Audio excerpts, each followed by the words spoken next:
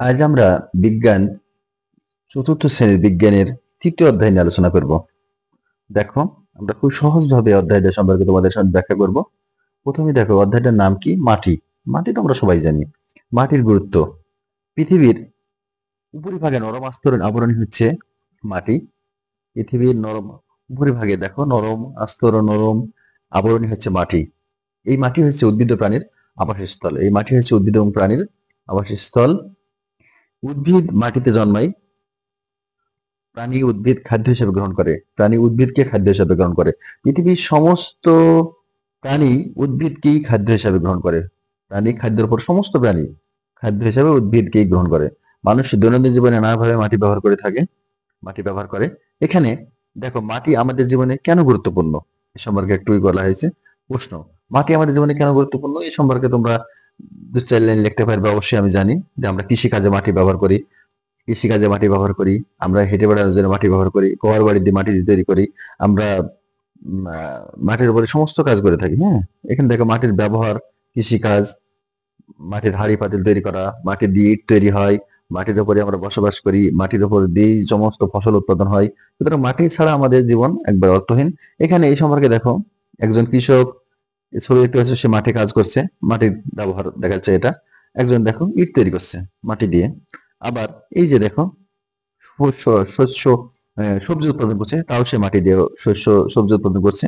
আমরা এরপরে দেখো, সার সম্পর্ক আছে বিভিন্ন, মানুষ বিভিন্ন কাজে মাটি ব্যবহার করে। কৃষি কাজে দেখো, বিভিন্ন ধরনের উদ্ভিদ জন্মানোর জন্য মানুষ মাটি ব্যবহার করে থাকে।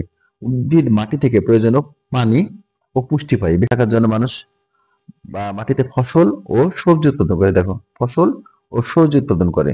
তারপরে দেখো, এরপরে আমরা গৃহ নির্মাণ করার ক্ষেত্রে দেখো, বসবাসের উপযোগী গৃহ নির্মাণ করার জন্য বসবাসের উপযোগী মাটির উপরে দেখো গৃহ নির্মাণ।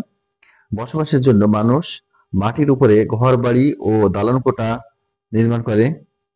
ইট ও কংক্রিটের মতো নির্মাণ সামগ্রী তৈরিতেও মাটি ব্যবহৃত হয়। এরপর দেখো, আমরা মৃৎশিল্পে, মৃৎশিল্প মানে মাটির শিল্প। মাটি দিয়ে বিভিন্ন হাঁড়ি পাতিল তৈরি করা হয়, ফুলদানি তৈরি করা হয়, তোমরা জানো। দেখো, মৃৎশিল্পে মৃৎশিল্প দেখো, বিভিন্ন ধরনের মৃৎশিল্পে তৈরিতে মাটি ব্যবহৃত হয়। রান্নার হাঁড়ি পাতিল, ফুলদানি, বাটি ইত্যাদি। এছাড়া মাটিতে বিভিন্ন প্রদর্শনী, শিল্পকর্ম, ঘর সাজাতে মাটির ব্যবহার আছে। এছাড়াও দেখো, আবর্জনা ফেলার স্থান হিসাবে, এই যে আবর্জনা, বিভিন্ন বাড়ির যে আবর্জনাগুলো হয়, সেগুলো দেখো একটা গর্ত করে পুঁতে রাখছে এখানে। মানুষের দৈনন্দিন কর্মকাণ্ডের ফলে প্রচুর পরিমাণ বর্জ্য উৎপন্ন হয়। এসব বর্জ্য মাটিতে ফেলা হয়। আবার কখনো কখনো নির্দিষ্ট স্থানে গর্ত করে আবর্জনা ফেলে তা মাটি থেকে দিয়ে ঢেকে দেওয়া হয়।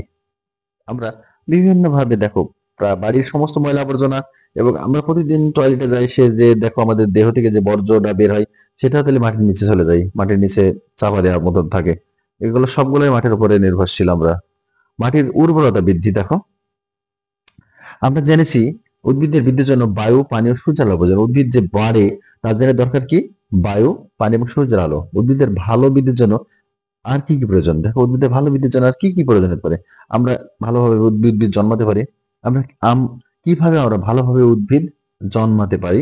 অর্থাৎ উদ্ভিদকে বড় করা, উদ্ভিদকে মোটা তাজা করা, উদ্ভিদে যাতে ভালো ফল হয় সে ব্যবস্থা করা কিভাবে করতে পারি? প্রয়োজনীয় উপাদান দেখো, সার দেয়া গাছ, সার না দেয়া গাছ। এখানে দুটো গাছের টবে লেগেছে, দেখো দুটো গাছ লাগিয়েছে। একটা গাছে পানি দিচ্ছে কিন্তু সার দেয়নি। আর দ্বিতীয় গাছটাই দেখো, এখানে দেখো,